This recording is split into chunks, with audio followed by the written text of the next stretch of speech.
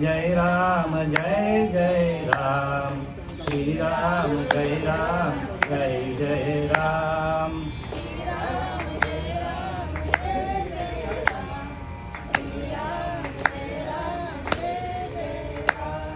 श्री राम जय जय राम, श्री राम जय जय राम।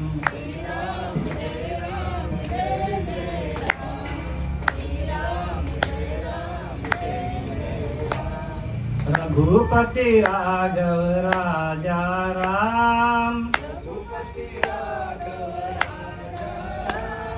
पतित पावन सीताराम। श्री राम जय जय राम, श्री राम जय जय राम।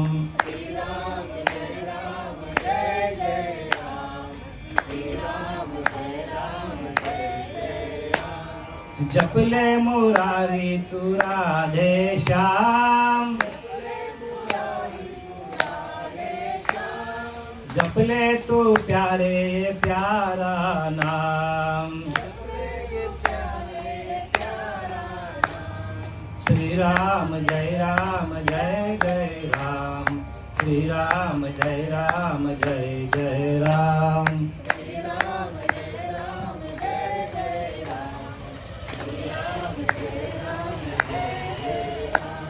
मुकुंद मुरारी राधे श्याम, जपले तू प्यारे ये प्यारा नाम। श्री राम जय जय राम, श्री राम जय जय राम। श्री राम जय जय राम, श्री राम जय जय राम।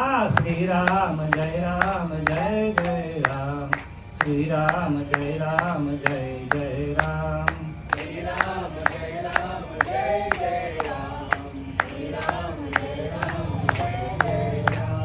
हरे राम राम राम हरे हरे, हरे हरे कृष्णा कृष्णा कृष्णा हरे हरे। हरे राम राम राम हरे हरे, हरे कृष्णा हरे राम राम राम हरे हरे, हरे हरे कृष्णा कृष्णा कृष्णा हरे हरे। हरे राम राम राम हरे हरे, हरे कृष्णा मला पुंडलिक वरदा हरी विठ्ठल, श्री ज्ञानदेव तुकाराम, पंढरीनाथ भगवान की जय, माऊली ज्ञानेश्वर महाराज की, जगद्गुरु तुकाराम महाराज की जय, शांती ब्रह्म एकनाथ महाराज की जय। अवधूत चिंतन श्री गुरुदेव दत्त, अवधूत चिंतन श्री गुरुदेव दत्त।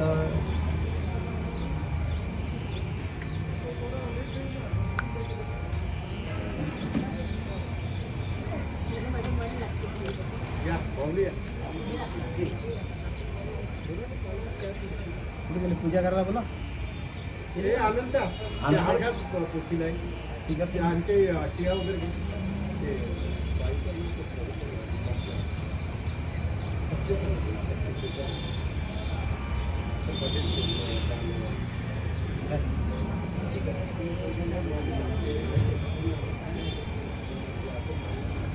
ठीक आहे।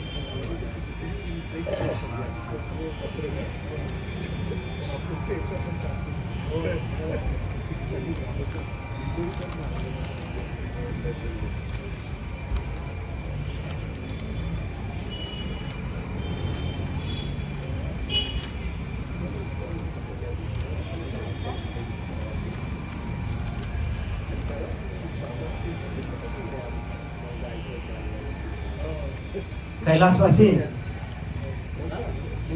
मंदार उर्फ नान्या राजाराम म्हात्रे यांचं दिनांक शनिवार दिनांक 7 फेब्रुवारी 2026 रोजी निधन झालं।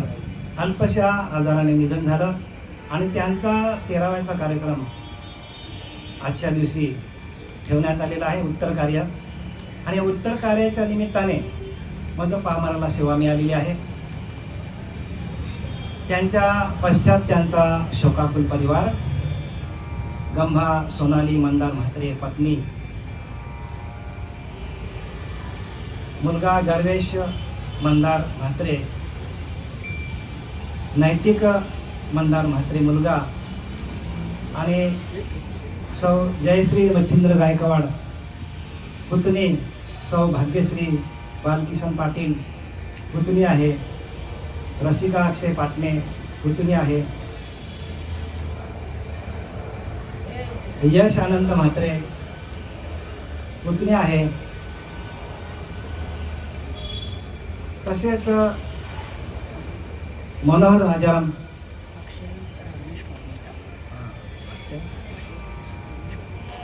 अक्षय रमेश पाटणे जावई आहेत त्यांचे.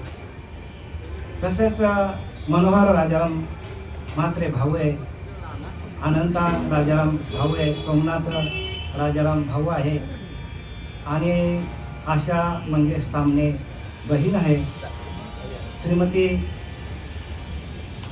मंदा शंकर भैर बहीण आहे. तसेच श्रीमती जान्हवी जयंत पाटील बहीण आहे, जावई मंगेश पद्माकर तामणे, जावई मच्छिंद्र गायकवाड पिंपलास, जावई बालकृष्ण पाटील वेहेले. आजच्या या 13व्या कार्यक्रमाच्या निमित्ताने ज्ञानोबारायांच्या ज्ञानेश्वरीतील सांख्ययोग अध्याय 2 यातील श्लोक क्रमांक 27. बघा ज्ञानोबाराय काय सांगतात, बघूया आपण. ज्ञानोबाराय सांगतात किंवा आपल्याला गीता सांगते, जातशी ध्रुव मृत्यू ध्रुव जन्म मृतश्च तस्मात् परिहार्यर्थे नतम शोची तुमहसी. गीता सांगते आपल्याला. गीता हा आपला मूळ ग्रंथ आहे. आपला धर्मग्रंथ कोणता आहे? मूळ ग्रंथ आपला धर्मग्रंथ गीता आहे. आणि त्या गीताचंच आपल्याला प्रत्यक्ष गीतेचं ज्ञान सांगण्यासाठी आळंदीला ज्ञानोबारायांनी अवतार घेतला. महाविष्णूचा अवतार सखा माझा ज्ञानेश्वर.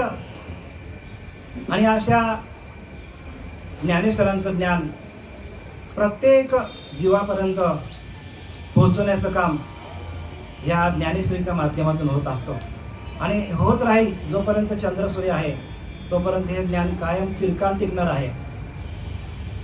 आणि म्हणून ज्ञानोबारायाबद्दल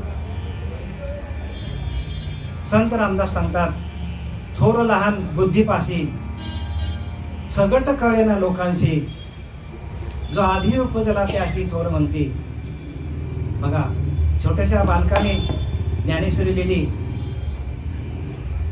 आणि ते ज्ञान एका लहानच्या बालकाचं ज्ञान प्रत्येक ठिकाणी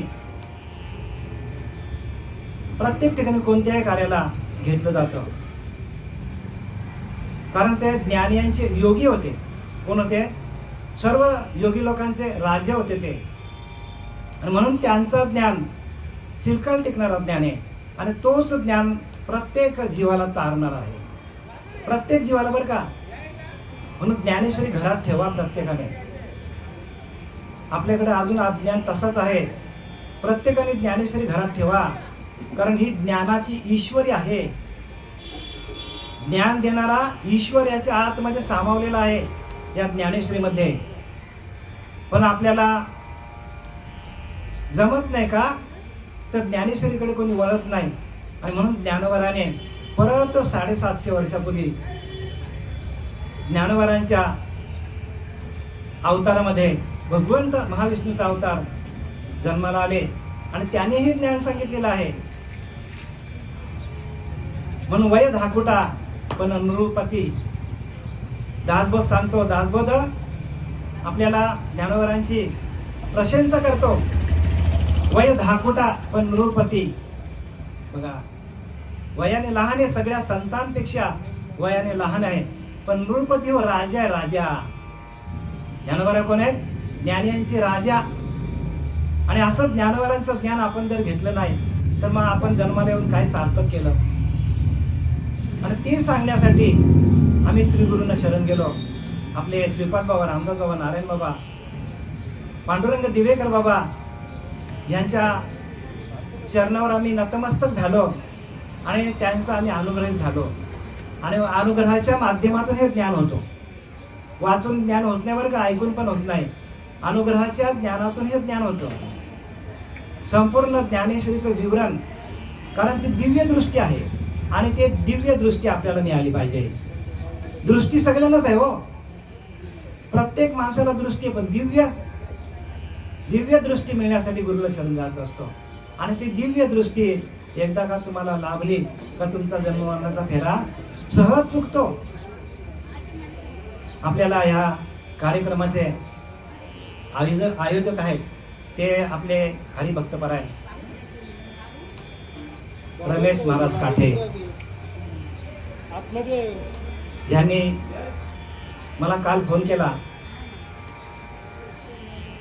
मलगंगा संस्थेचे अध्यक्ष आहेत ते.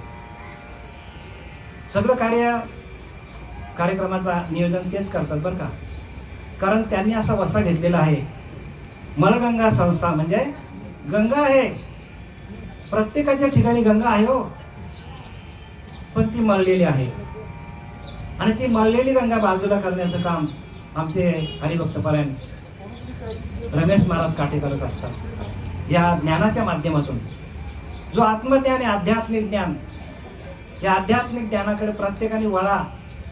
कारण जेवढं आयुष्य उरलेलं आपल्याकडे तेवढं तुम्ही काय करा, भगवंताच्या नामस्मरणामध्ये घालवा. जर आपण हे केलं नाही आणि जगामध्ये सगळं केलं तरी आपल्याला त्याचा तीळ मात्र फायदा होणार नाही. मानपानासाठी भरपूर काही जगामध्ये कार्य चाललेलं आहे, पण इथे मान नाही, अपमान नाही, समस्थिती राहिले पाहिजे.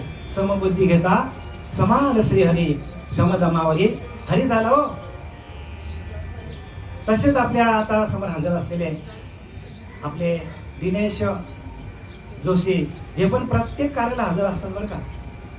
प्रत्येक कार्याला, सुख असो दुःख असो, या प्रत्येक कार्याला हजर राहतात. याचा अर्थ त्यांना पण ह्याची आवड आहे आध्यात्मिक ज्ञानाची. तसेच आमचे हरिभक्तपरायण गोडले महाराज हे पण प्रत्येक कार्याला हजर असतात.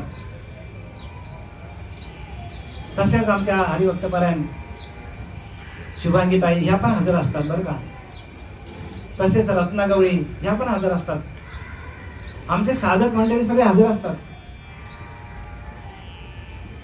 अनंत आमच्या जोडीलाच असतो बरं का, प्रत्येक कार्यक्रमामध्ये असतो. आणि आपले बोराटे महाराज तर सांगायला नको, प्रत्येक कार्याला हजरच असतात. त्यांनीच आता मला सांगितलं, सुरतकार महाराज. तर आता मी ओवी घेतलेली आहे. ओवी कोणती आहे की, उपजे ते नासे, नासिले ते पुनरुपी दिसे, हे घटिका यंत्र जैसे परिभ्रमेगा. उपजे ते नासे. आता याचा मराठीतला अर्थ सांगतो तुम्हाला बघा. ज्ञानोबाराने लिहिलंय की, कारण जो जन्माला आलेला आहे, मराठीतनं वाचून दाखवतो मी, जो जन्माला आलेला आहे त्याला मृत्यू निश्चित आहे. हे ज्ञानोबाराने लिहिले बरं का. म्हणजे प्रत्येक माणसाला मृत्यू हा अटल आहे आणि मृत्यू समोर जावा लागेल. मग एकदा मृत्यू झाला की इथला कार्यक्रम संपला. मग जो काय आपला देह संपण्याच्या आधी आपण काय करायला पाहिजे हे आपल्याला संतांनी लिहून ठेवलं आहे. आणि संतांचा अभ्यास कोणी करत नाही. संतांच्या परंपरेमध्ये या. ज्ञानोबारांची परंपरा माहिती आहे का तुम्हाला? आदिनाथ गुरु सकल सिद्धांचा मच्छिंद्रतयाचा मुख्य शिष्य, मच्छिंद्राने बोध गोरक्षाशी केला, गोरक्षवाला गहिनी प्रसादे ज्ञानदेव सार. मग आता परंपरेमध्ये आले की नाही ज्ञानोबा? मग आपण परंपरेमध्ये यायला पाहिजे, कारण हे ज्ञान परंपरेचं आहे. कुठल्याही पंथात जाऊन आपल्याला जमणार नाही. मग भगवान शंकराने हे ज्ञान इथपर्यंत आणलेलं आहे, ज्ञानोबापर्यंत.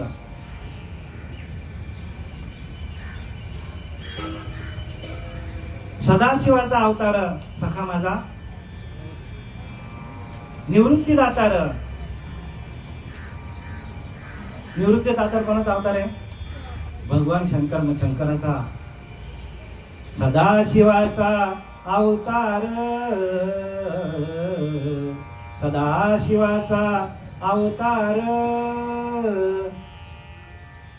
स्वामी निवृत्ती दातार, स्वामी निवृत्ती दातार.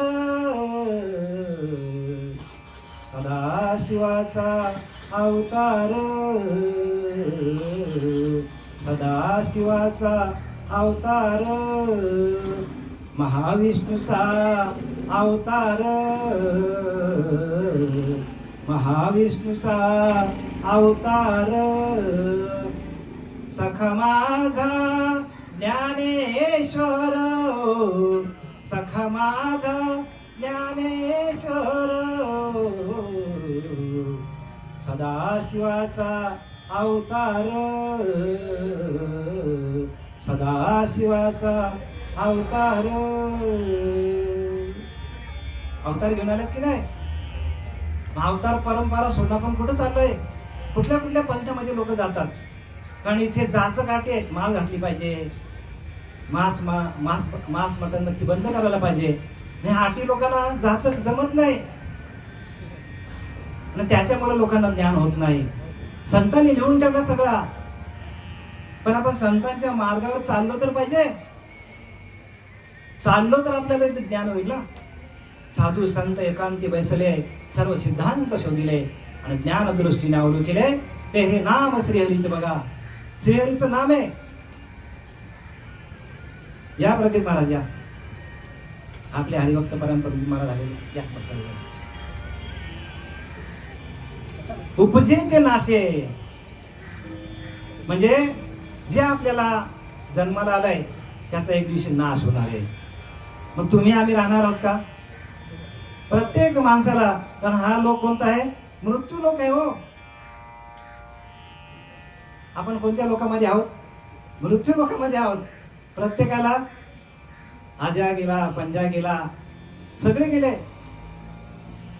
मग आपण राहणार आहोत का? आपण ना माणसाला वाटतं आपण अजून जगणार आहोत. पण मृत्यू कधी येईल ना आपल्याला, आपल्यावर कधी घाला घालेल माहीत पडणार नाही. मग त्याच्या आधी सावध व्हायला पाहिजे आपण. मग सावध होण्यासाठी संतांनी हे ज्ञान दिलेलं आपल्याला. आणि म्हणून संत एकांती बसले, सर्व सिद्धांत शोधिले आणि ज्ञान दृष्टीने अवलू केले. ते हे नाम श्रीहरीचे. आणि ते श्रीहरीचं नाम आपल्याला घेतलं पाहिजे आपण. त्यासाठी गुरुला शरण जायचं असतो. गुरुला मंत्र घेण्यासाठी गुरुला शरण जाण्याची गरजच नाही हो. जगामध्ये भरपूर मंत्र आहेत, ज्याने त्याने आपले आपले मंत्र तयार केले. रामकृष्ण हरी मंत्र हा जीवाचा. काय दिले? ज्ञानोबा सांगतात की नाही हरिपाठामध्ये, रामकृष्ण हरी काय मंत्र आहे हो, नाम नाहीये. बरं मी बोललो काय? ज्ञानोबा सांगतात की नाही रामकृष्ण हरी मंत्र हा जीवाचा, आत्मा तो शिवाचा. मग त्या आत्म्याचा जप कधी घेणार आपण? आत्मा आत्ता आपल्या जवळ आहे आणि त्याने उडी टाकली तर? उडी टाकायच्या आधी त्याच्याशी एकरूप व्हा ना. तोच आपल्याला युगानुयुगे एकलाच एक चालवी तो तिन्ही लोक. त्या आत्मारामाचा विवेक पाहिलाची पाहावा. तिन्ही लोकांना तोच चालवतो युगानुयुगा. कृतायुगामध्ये तोच होता, त्रेतायुगामध्ये तोच, द्वापार युगामध्ये तोच आत्मा आहे आणि कलियुगामध्ये तोच आत्मा आहे, अंतरीचा अंतरात्मा. पण आपल्याला त्याचीच ओळख नाही. त्याच्याच सत्यावर आपण इथं आलोय, बसलोय, ऐकतोय, मी बोलतोय आणि त्याच्या सत्याला आपण विसरलोय. चाले हे शरीर कोणाचे सत्य? कोण बोलवितो? हरी बिन कोण बोलतो का आपल्याला? मग आपल्याला हरीची ओळख कधी होणार? त्या हरीची ओळख घेण्यासाठी गुरूंना शरण जायला पाहिजे आणि तसा गुरु आपल्या जीवनात यायला पाहिजे. तसा गुरु आपल्या जीवनात आला. योग वशिष्ठकाराने लिहून ठेवले सरळ की जो गुरु आपल्या नेत्र कटाक्षाने आपल्या डोक्यावर हात ठेवून आपल्याला महावाक्याचा बोध देऊन जो गुरु आपली कुंडलिनी जागृत करेल, शांभवी शक्तीचा संचार आपल्या आतमध्ये करेल, अशाच गुरुंना शरण जा. बाकी गुरुंना आपण शरण गेलो, आपला वाटोला झालाच वाटोला महाराज. अनुभवाचं ज्ञान आपण हे सांगतो मी तुम्हाला इथनं. अनुभव आले आम्हाला आणि म्हणून तुमच्यापर्यंत आम्ही ज्ञान सांगायला आलोय. आणि ते अनुभवजन्य ज्ञान कोणी घेत नाही का? जाचं गाठ येतो. आपला डायबिटीज बरा व्हायचा असेल तर साखर खाऊन चालेल का रोज? मला सांगा. तसं आपल्याला भवरोग बरा करायचा असेल तर आपल्याला मांसाहार सेवन करून जमेल का? नाही जमणार. पथ्य आहेत हो. आपण डायबिटीजच्या एकदम चांगल्या गोळ्या खाल्या आणि आपण रोज साखर खाली, भरपूर साखर खाली, जमेल का? होईल का बरं?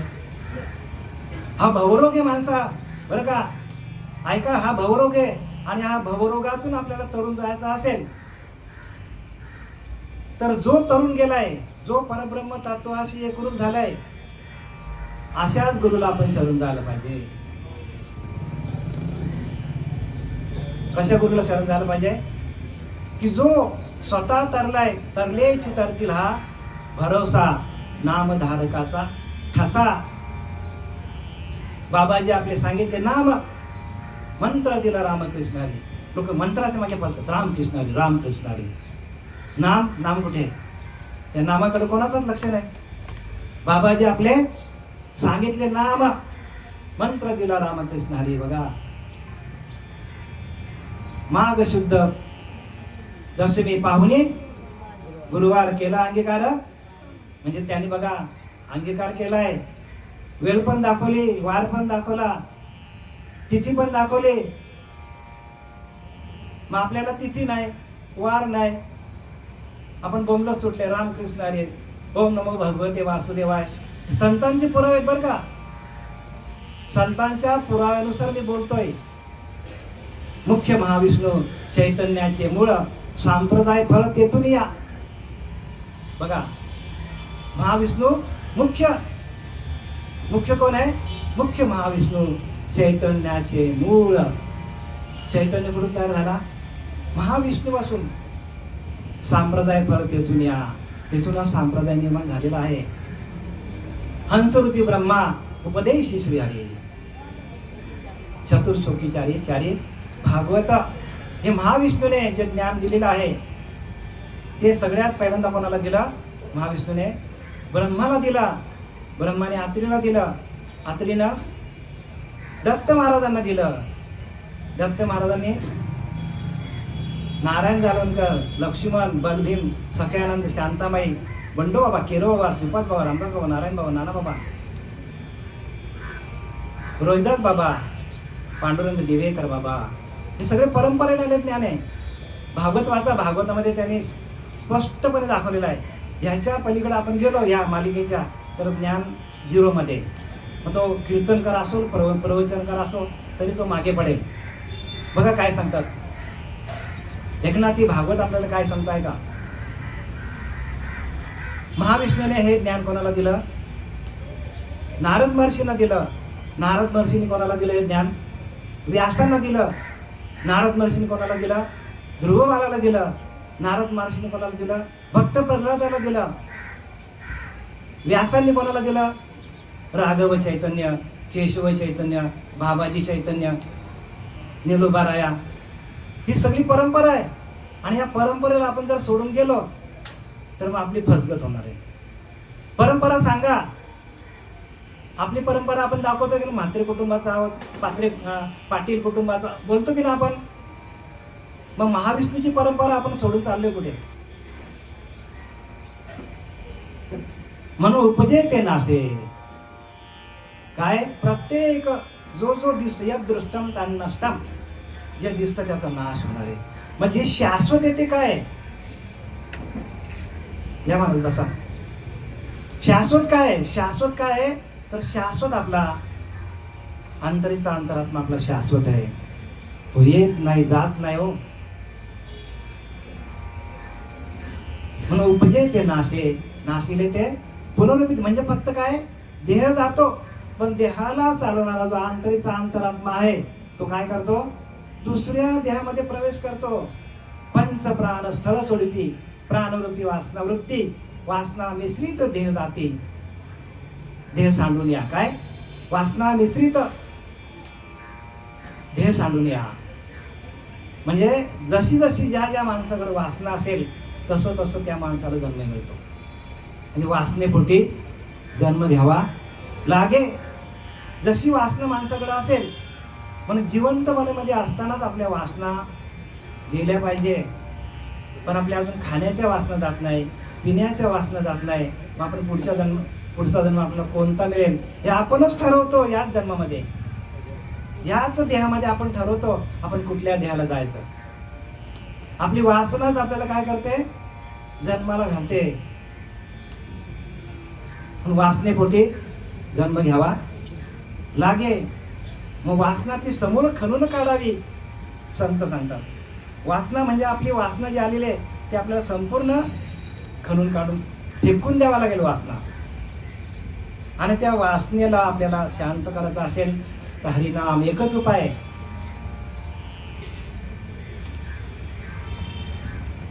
हरिनामातून आपलं काय होतं? मन आपला रामरूप होऊन जातो. मनाच्या वृत्ती नाना, तेथे जन्म घेते वासना. वासना पाहता दिसेना, परंतु आहे ना. वासना जवळ आहे, जातो कुठे माणसाची. मग ती घालवायची असेल तर काय करावं लागेल? सततम कीर्तयंत माम जपास्तांचं दृढव्रत. आपण व्रतच धरायला पाहिजे की आपण अखंड चिंतन विठोबाचं, अखंड भगवंताचं चिंतन व्हायला पाहिजे. तरच आपली वासना जाणार आहे. वासनेवर एकच उपाय आहे, रामबाण औषध आहे, तो म्हणजे हरिनाम. हरिनामातून सगळ्या वासना माणसाच्या आपोआप दूर होतात. बरं, ते हरिनाम कसं घ्यायचं असतं? एकदा घेतलं तरी जमेल का? नाही, सातत्याने सततम कीर्तन तो मान. सातत्याने या महाराज या. सातत्याने आपलं कीर्तन चाललं पाहिजे. कीर्तन म्हणजे नामस्मरण चाललं पाहिजे. नामस्मरणे निरंतर नामस्मरण आपलं चाललं पाहिजे. आणि त्या निरंतर नामस्मरणातून आपल्याकडे भगवंताची एक शक्ती निर्माण होते. शक्ती नाही का आपल्याकडे? आमच्याकडे प्रत्यक्ष शक्ती आहेच. प्रत्येक माणसाकडं शक्ती रूपाने भगवंत आहे. भगवंत कसा आहे? शक्ती रूपाने आहे. पण ती शक्ती आपल्याला दाखवणारा जोपर्यंत गुरु जीवनात येत नाही. म्हणून शांभवी शक्तीचा संचार, त्याला काय म्हणतात? शांभवी शक्ती किंवा कुंडलिनी जागृती म्हणतात त्याला.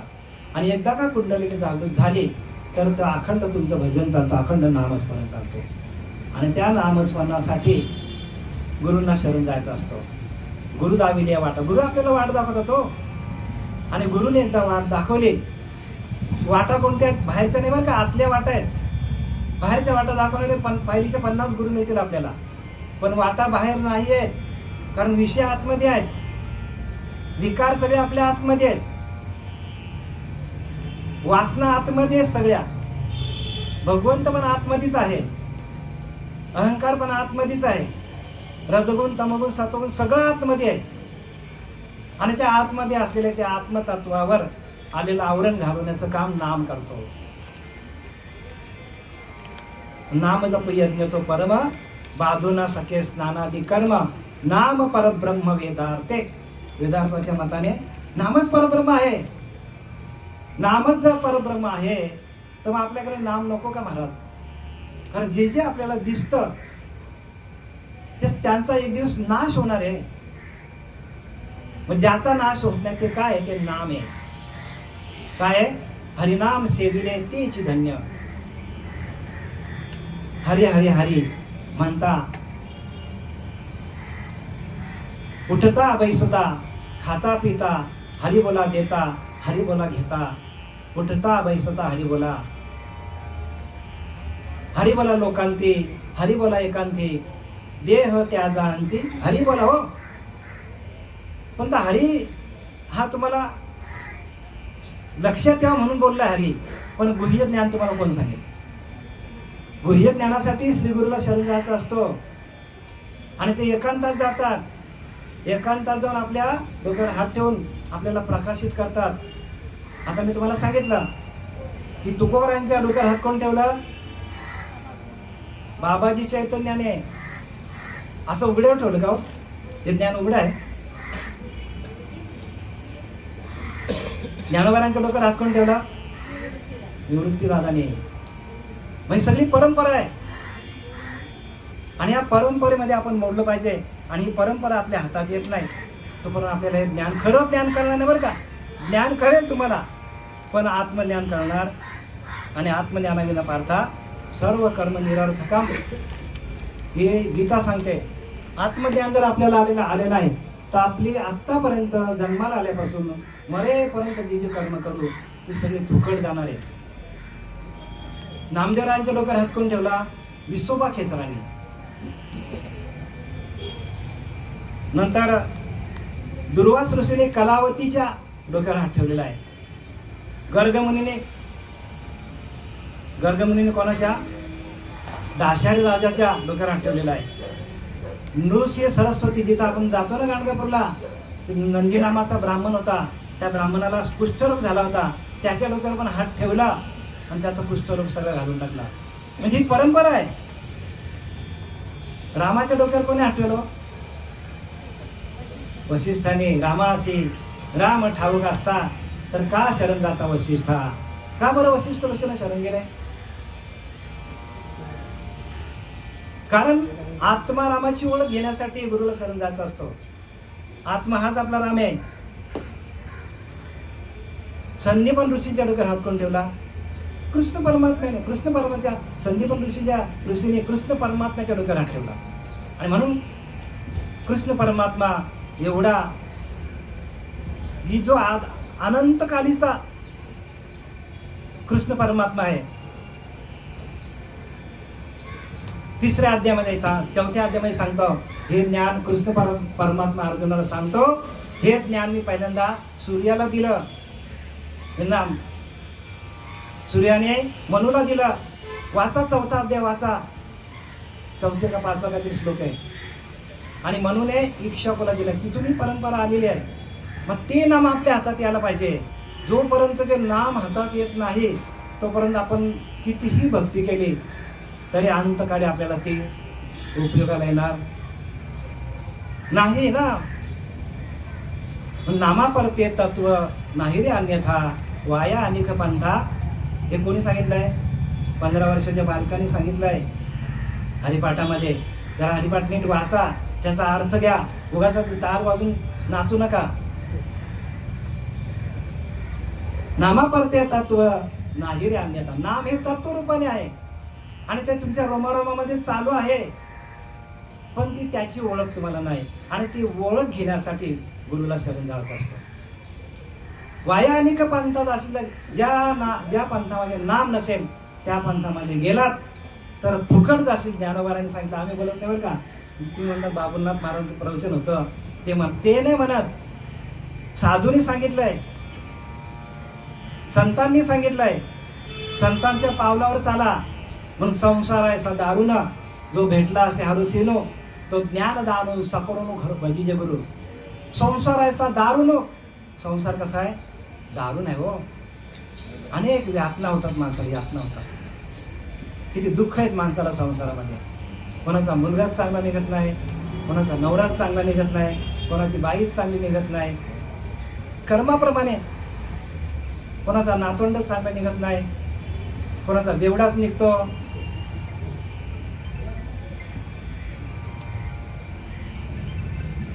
कोणी अर्धवटाच असतो. म्हणजे सगळे काय? हे कर्माची भूमिका. कर्म आहे बरं का. हे मागच्या जन्मीची कर्म आहेत, त्याप्रमाणे माणसाला हा जन्म मिळतो. आणि ह्या जन्मात आपण चांगले कर्म केले, आपण भगवंताचं नामस्मरण केला तर पुढचा जन्म आपल्याला 100% चांगला ध्येय मिळेल. आणि अशा घरामध्ये जन्म येईल की ज्या घरामध्ये अखंड चिंतन विठोबाचं चालू आहे, अशा घरामध्ये जन्म मिळेल. आणि त्यासाठी आपल्याला भक्ती करायची.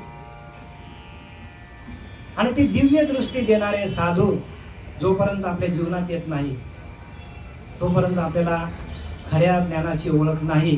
मग आता जे काय चाललंय ते लोकांप्रमाणे कीर्तन करतात, प्रवचन करतात. लोकांना काय त्यांच्या आवडीचा मिळाला की झाला. लोकांच्या विरोधात बोललं की लोकांना राग येतो का? कारण त्यांच्याकडे विषय बसलेले आहेत ना हो. अहंकार बसलेला आहे, कामवासना बसलेली आहे. तो काम सर्वथा जाये, दयाचे आत्मसंतोषी मन राहे, तो चित्तप्रज्ञ होय मनुष्य दान. ज्ञानोबाला सांगतात की नाही, तो काम सर्वथा जाये. कामामध्ये सगळं आहे बरं का, नुसतं काम विषय नाही. कामामध्ये क्रोध आहे आणि लोभ पण आहे. कारण कामामुळे माणसाचा लोभ वाढतो. जगामध्ये जे काय चाललंय की काम असणारे म्हणून माणसाचा लोभ वाढतो. 2-4 मुलं तयार करतो, मुली तयार करतो, मुली जन्माला घालतो, मग माणसाचा लोभ वाढला. लोभ वाढला की आपोआप काम वाढतो. आणि मग त्या मुलांना, त्या मुलींना आपल्याला स्वतःला चांगलं घर मिळालं नाही तर माणूस काय करत बसतो? रागवतो. रागाच्या भरात कोणाला मारतो. पण मारामारी कशामुळे होतात? विषयांच्या मुळेच होतात. आणि ते विषय कुठे आहेत? प्रबल विषय आहेत. आयनाच्या बहिणानं 84ला घेतल्याशिवाय जायना हो, असा त्यांनी पण मांडलेला आहे. आणि तो पण तो सिद्ध करून दाखवणार. प्रत्येक जीवाला तो 84ला घेऊन जाईल. आणि एकदा काय इथून दोरी सुटली तर आपल्या हातात काय नाही हो. म्हणून करा काय ते आत्ता करा. आणि या घडी आपली साधा गुरूंना शरण जा. भगवान राम देव असताना गुरुला शरण गेलेला आहे. कृष्ण परमात्मा देव असताना गुरुला शरण गेलाय. विचार करा तुम्ही, प्रत्येकाने विचार करा. गुरु करा. गुरु बिना कोण बतावे बात, कोण वाट दाखवेल आपल्याला? या ज्ञानेश्वरी म्हणजे सांगतात, मी बोलविल्या वेद बोले. कृष्ण परमात्मा सांगतो, मी चालविल्या सूर्य चाले, मी हलविल्या प्राण आले. या जगाचे चालित मी, पर्वते बैसकीने संडावी, समुद्र मर्यादा न ओलांडावी, पृथ्वी घुती वाहे ही माझी आज्ञा. मी निमालिया साता, काळ ग्रासी तसे भूता. मी सांगितलं तर काळ माणसाला घेऊन जाईल. एवढी ताकद आहे कृष्ण परमात्माकडे. आणि असा कृष्ण परमात्मा कोणाला शरण गेला? गुरूंना शरण गेला हो. पण तुम्ही आम्ही की झाड की पत्ती. गुरुला शरण गेल्याशिवाय ज्ञान थोडं होणार आहे. मनोमार्ग गेला तो तेथेच. मुकला कोणी लिहिलाय? ज्यांची ज्ञानेश्वरी घेतली आहे ते सांगतात बरं का. मनाच्या मार्गाने गेलं आपण मुकणार. आणि 84ला द्विज होणार. द्विज. मग 84 लक्ष योनीची हत्या आपल्याला या नरदेहाला येऊन, म्हणून नरदेह निधान लागले हाती, उत्तम सार उत्तम गती. जे देवच हो म्हणते ते देवच होते, तरी कानाबा धरावा चित्ती. देव व्हायचा आपल्याला. देव बघण्याची वस्तू नाही, देव होण्याची वस्तू आहे. आणि देव होता येतो माणसाला बरं का. म्हणून सकाळच येथे आहे अधिकार, कलियुग विरुद्धाद हरीच्या नामातून आहे. नाम. आणि तो नाम आपल्या हातात यायला पाहिजे. आणि तो नाम जोपर्यंत हातात येत नाही. श्रीपाद बाबा, रामदास बाबा, नारायण बाबा हे आमच्या जीवनात आले. म्हणून आम्ही काय झालो? सुटलो बाबा. गुरुराया गुरुराया माझे मस्तक तुमचे पाया, माझे मस्तक तुमचे पाया. श्रीपाद बाबा, रामदास बाबा, माझे मस्तक तुमचे पाया, माझे मस्तक तुमचे पाया. नारायण बाबा, रोहिदास बाबा, माझे मस्तक तुमचे पाया, माझे मस्तक तुमचे पाया. नाना बाबा, पांडुरंग बाबा, माझे मस्तक तुमचे पाया, माझे मस्तक तुमचे पाया. गुरुच्या चरणाला आपलं, गुरुच्या चरणाला आपलं डोकं असलं पाहिजे हो. म्हणून तेथे आपण एकाग्र अंतकरण करून सद्गुरु स्मरण अनुभवी जे अनुभव घ्यायला सांगितलं आहे तेथे आपण एकाग्र अंतःकरण ध्यानाच्या रूममध्ये जा, एकांतामध्ये जा, ध्यान करा. करून सद्गुरु स्मरण, गुरुचं स्मरण करा. अनुभवी जे तुम्हाला अनुभवाला येईल, परमात्मा आतमध्येच आहे आणि तो तुम्हाला अनुभवाला 100% येईल. 100% बरं का. आणि म्हणून 6व्या अध्यायामध्ये ज्ञानोबाला सांगतात, मग तेचे आपण एकाग्र अंतःकरण करून सद्गुरु स्मरण, अनुभवी जे विषयांचा विसर पडे, मनाची कसमस मोडे आणि हृदयाची घडी घडे. हृदयामध्ये बघा, हृदयामध्ये अनुभव आले तुम्हाला. भगवंत कुठे आहे? हृदयास्तु नारायण. भगवंत कुठे आहे? हृदयामध्ये. हो.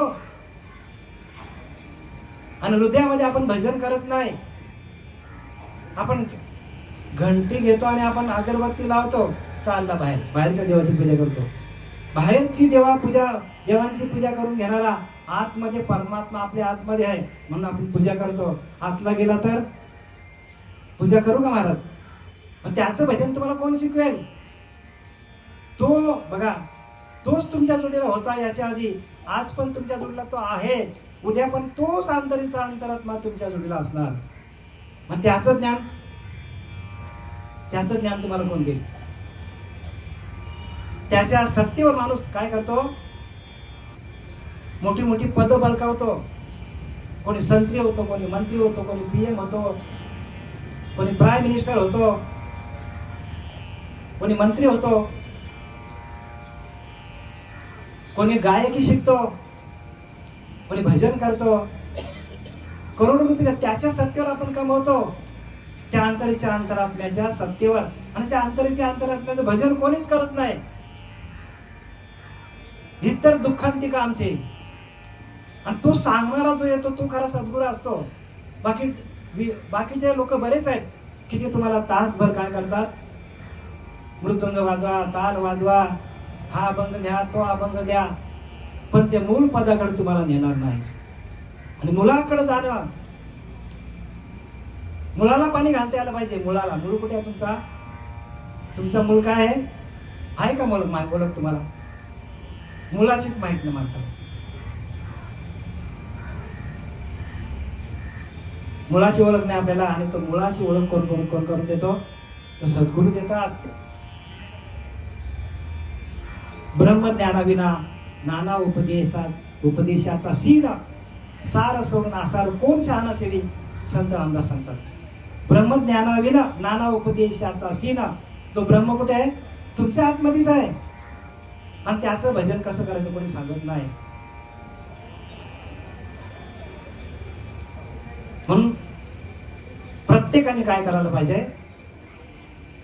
पाहता आपले मूळ स्थान सहजशी उड्या अज्ञान, आपल्या मूळ स्थानाला म्हणजे आपल्या ओंकार स्वरूपाला, आपल्या आत्मस्वरूपाला, हाच आपला मूळ आहे. तुमचा अंतरीचा अंतरात्मा, आत्म्याकडे जी शक्ती आहे अखंड चालू आहे, ती शक्तीच काय आहे? ती शक्तीच भगवंत आहे. ती 80 रूपाने आहे आणि तो व्यापक रूपाने आहे.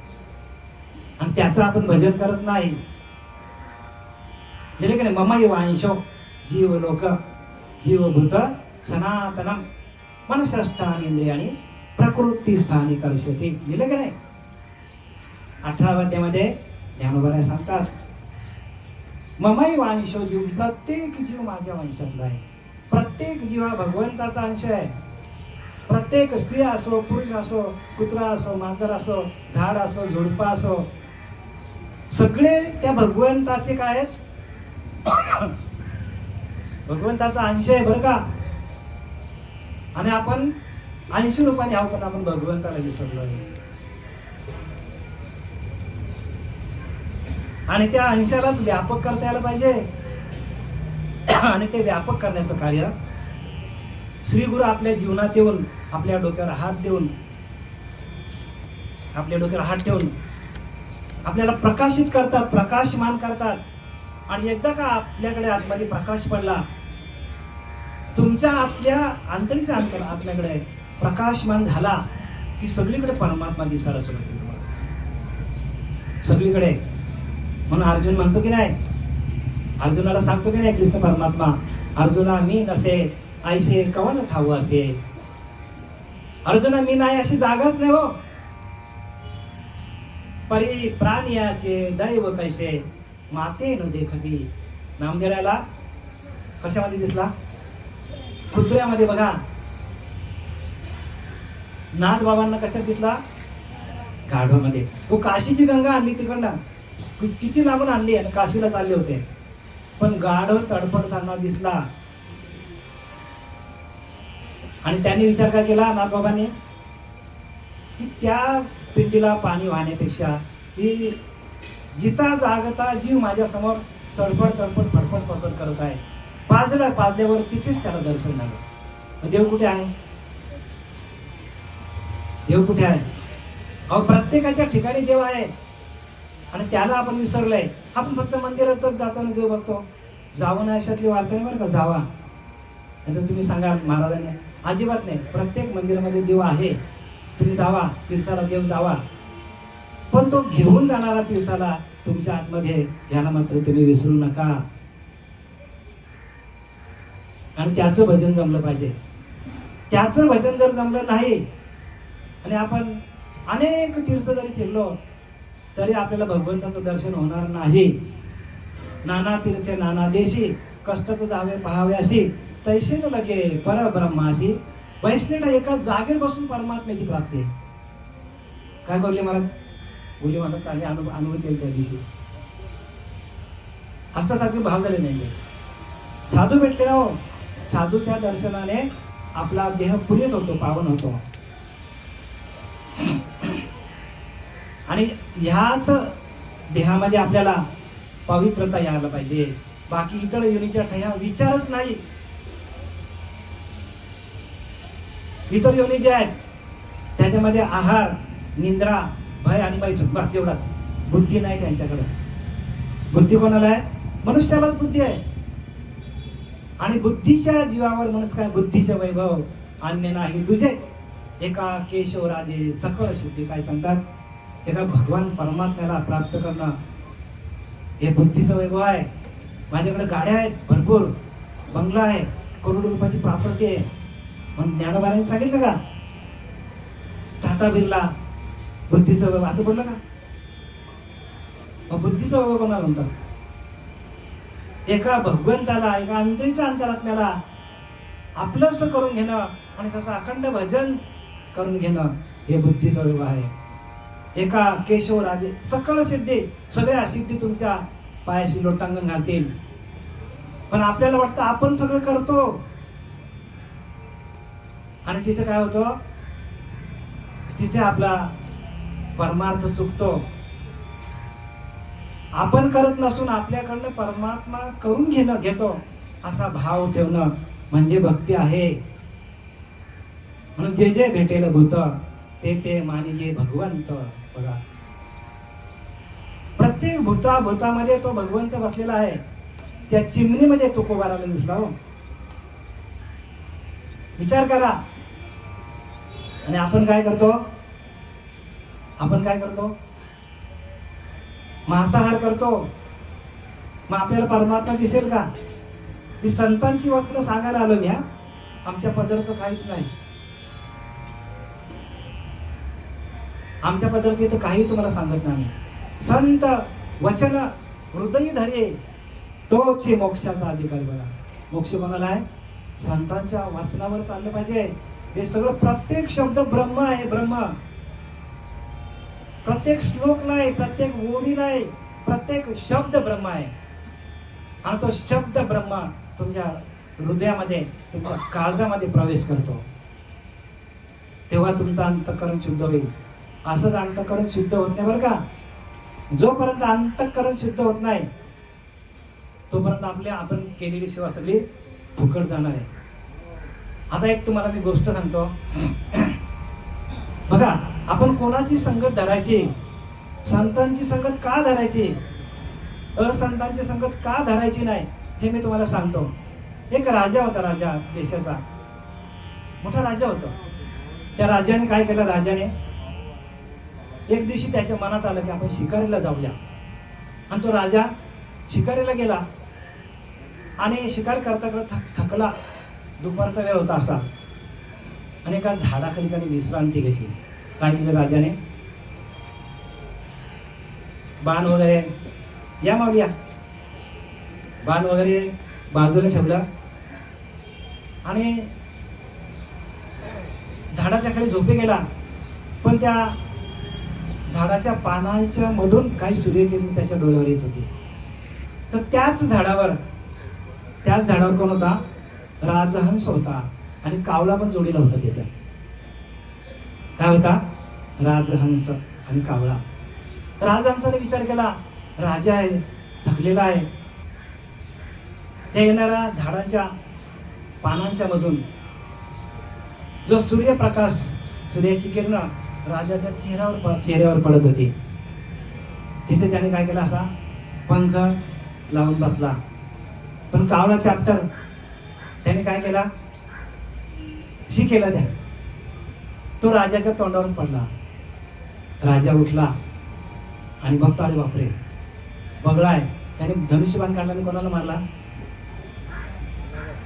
कोणाला मारायला पाहिजे होतं? संगत कोणाची करायला पाहिजे? संगत साधूंची करायला पाहिजे, संतांची करायला पाहिजे. बाकीच्या लोकांची आपण संगत केली तर कावला निघून जाईल. आणि चांगल्या विचाराची माणसं, म्हणून संगत करे सज्जन की तो बढत जाय, आणि संगत करे दुर्जन की हर रोज जुते कामी. कोणी चपला मारायला येत नाही बरं का आपल्याला. प्रत्येक क्षणाला आपल्याला भगवंताच्या नामस्मरणापासून आपण लांब जाणं हाच पाप आहे. बाकी जगामध्ये पाप नाहीये. जगामध्ये पाप काय? भगवंताचं नामस्मरण आपल्या मुखामध्ये रिकामा अर्ध घडी राहू नको सांगितलंय. अर्ध घडी तरी अरे ती घडी राम नामाविन गेली, जणी आपली ते तू हानी केली. संत रामदास सांगतात, नावाशिवाय नाही बरं का, नामाशिवाय. आणि ते नाम अखंड चालतो. ओठ न हले, कंठ न हले, जिव्हा न रटे राम, हमारा राम जप करे, हम बैठे आराम. असं ते नामस्मरण आहे. आणि ते नामस्मरण घेण्यातून आपल्याला पुण्य मिळतो, पुण्य. आणि त्याला पूर्वजांच्या पुण्यापोटी संग्रह असल्या गाठी, तरीच संतांच्या भेटी. संतांच्या भेटी कधी आहेत? का पूर्वजन्मीचं पुण्य आपल्या उदयाला यायला पाहिजे. आणि पूर्वजन्मीचं पुण्य आपल्या उदयाला आलं तरच आपल्याला संतांच्या भेटी आहेत. पूर्वजन्मी पाप केले ते बहु विस्तारले, विषय सुख नाशिवंत त्याने तिमिर कोंदले. बघा,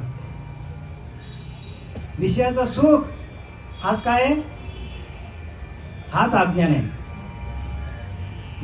विषयाचं सुख आहे हाच अज्ञान आहे आपल्याकडे. पण भोगी मना असू नये, देह दुःख त्रासू नये, आणि पुढे आशा धरू नये जीवित्वाची. भोगी नसावा माणूस, आहे त्याच समाधान. आपल्याला पोटभर मिळेल तेवढं खायचं आणि भगवंताचं गुणगान, एवढंच या मनुष्य देहाचं काम आहे.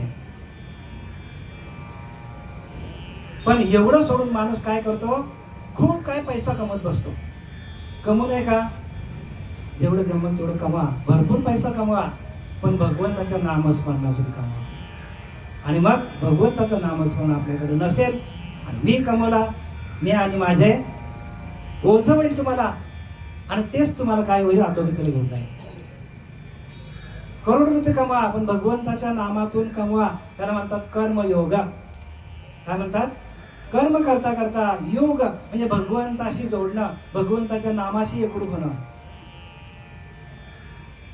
भगवंताच्या नामाशी एकरूप होणं याला योग म्हणतात. योग म्हणजे योगाभ्यास नाही बरं का. त्याचं तुम्ही जाल आणि आपल्या कुठेतरी क्लास लावाल आणि योगाभ्यास करा, तो योग नाही सांगितला.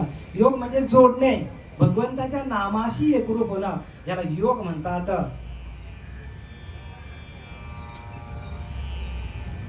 योग कशाला म्हणतात? भगवंताच्या नामस्मरणामध्ये सातत्याने दंग राहणं, त्याला योग म्हणतात. आणि तो योग आपल्या जीवनात आणून देण्यासाठी श्री गुरु जीवनात येत असतात. 84 लक्ष योनी फिरता दुःख भोगिले, संसार दुःख मूळ चहूकडे इंगल, विश्रांती नाही कोठे रात्रंदिवस तळमळ. आपल्याला तळमळ करायला कोण लावतात? आपले विषय. विषय म्हणजे काम, क्रोध, लोभ, मद, मत्सर, दंभ, संशय, चिंता, इच्छा, आकांक्षा, कामना, भावना, असूया, रजोगुण, तमोगुण, हे सगळे आपल्याला काय आहेत? आपल्याला कामाला लावतात. आणि आपल्याला नको त्या मार्गाला, प्रत्येकाला समजतं की आपण चुकीचा वागतो, तरी पण माणूस काय करतो? त्या विषयांच्या नादाला लागतो माणूस. का? तर जी तेवढी तल्लख बुद्धी जी आहे, विवेक आणि वैराग्य आपल्याकडे नाही आहे. वैराग्य पाहिजे आपल्याकडे आणि विवेक पाहिजे. हो, वैराग्य महापावके त्याने झालेले विषयांचे कट्टके. बघा, वैराग्य आणि विवेक या दोन गोष्टी फार महत्वाच्या आहेत. विवेक वैराग्य दोन्ही प्रवेशल्या हृदय भोनी. विवेक वैराग्य दोन्ही प्रवेशल्या हृदय भोनी.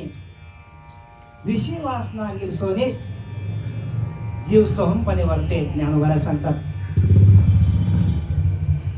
तुमच्या पिंडामध्ये विवेक आणि वैराग्य झाला तर तुमचं भजन आपोआपच चालू होतो. देख मनुष्य जात सकळ स्वभावताच भजनशील झाले असे केवळ माझ्याच ठाई. परिज्ञाने विन नासिले बुद्धी भेदाशी आले कल्पना त्याची कल्पले अनेकत्व. माझं अनाम्या नाम ठेवी ती. बघा, मला नाव नाही तरी लोक नाव ठेवतात. बघा, ज्ञानोबाराने ज्ञानेश्वरीच्या माध्यमातून संपूर्ण जड जीवाचा अज्ञान घालवण्याचं काम केलेलं आहे. पण गुरुला शरण गेल्याशिवाय ज्ञान मिळणार नाही. म्हणून ऐका जनार्दनी, गुरुच देव येथे नाही बा संदेह. हो, गुरुच देव आहे. पण गुरुला सोडून जे माणूस पळतात इकडे तिकडे, आणि गुरुला काय काय ठिकाणी चाट मारून फसून जातात, मग त्याचं भोग त्यांना भोगावं लागतो. गुरु कराल तर निष्ठावंत करा, त्याच्यावर निष्ठाच नाही पाहिजे. तुमची निष्ठाच तुम्हाला तिथपर्यंत नेईल. आपली निष्ठाच आपल्याला भगवंतापर्यंत पोहोचवते. उदाहरण देऊ का तुम्हाला? ध्रुवबाल होता, किती छोटा होता? किती छोटा होता? मला बालक होता. उत्तानपाद ऋषीच्या राजाच्या मांडीवर बसला, ढकलून गेला. आई आली ढकलून गेलं तिने, सावत्राईने. आणि मग सखी आली आणि तिने विचारलं, काय झालं बाबा तुला? तर म्हणतो, मला वडिलांच्या मांडीवर लोटून दिलं. निष्ठा त्याची. म्हणतो, मी असा पद बळकावेन की जिथून मला कोणीही हलवणार नाही. ध्रुवपद, अढलपद, निष्ठा धरली. मग मनामध्ये निघालं जंगलाच्या वाटेकडे. नारद महर्षी भेटले त्यांना. बघा, नारद महर्षी भेटले. अरे बाळा, कुठे चाललास तू? म्हणतो, असं असं. मग नारदांनी त्याला काय केलेलं आहे? अनुग्रहित केलेलं आहे. आणि मग नारदांनी त्याला सांगितलं, तुला 6 महिन्यात देव भेटेल, नवे नवे तूच देव होशील. अढलपद म्हणजे देव आहे. देव म्हणजे काय? अढलपद आहे ना. देव कसा आहे? निश्चल आहे ना. मग त्याने सांगितलं, तूच देव होशील 6 महिन्यात. पण उपासना कशी करायची आपल्याला जमेल का? बघा, तशी त्यांनी केली. पहिल्या महिन्यामध्ये 3 दिवसामध्ये 1 फळ खायचा. दुसऱ्या महिन्यामध्ये 3 दिवसामध्ये, बरं का, 1 झाडाचं पान खायचं. 1 झाडाचं पान खायचं. चौथ्या महिन्यामध्ये झाडाचं पान खायचं, बरं का, 1च खायचं. चौथ्या महिन्यामध्ये 1 घोट पाणी प्यायचा. 6 दिवसांनी, 9 दिवसांनी. आणि 5व्या महिन्यामध्ये फक्त श्वास घ्यायचा, सोडायचा. आणि 6व्या महिन्यामध्ये जोपर्यंत भगवंताची प्राप्ती होत नाही तोपर्यंत श्वासच बंद करायचा. संपूर्ण श्वासच बंद केला. सृष्टीमध्ये वारा थांबला, सगळा थांबला.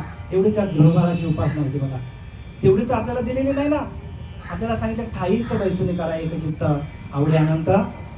म्हणजे आपल्याला एका जागेवर बसून भगवंताचं भजन करायला सांगितलेलं आहे. आणि त्या भजनानंदामध्ये जाऊन आपल्याला भगवंताची प्राप्ती आहे.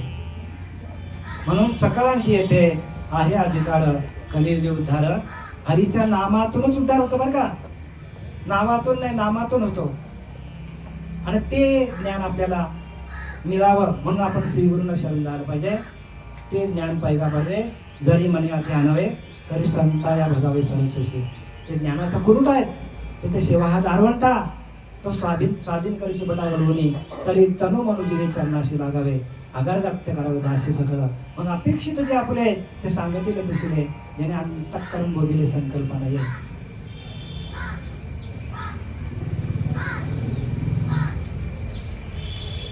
आता आमच्या या प्रवचनाची सेवा, मी सेवेला हा झालेला वाक्पुष्प,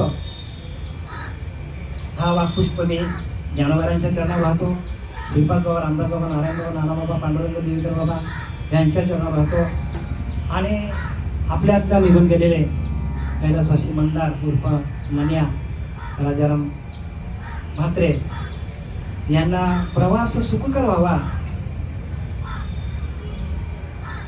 त्यांच्या चरणावर. आणि आपण सर्व बसलेले श्रोतेवर्ग या सर्व श्रोत्यांच्या चरणावर झालेला हा वाक्पुष्प मी अर्पण करत आहे.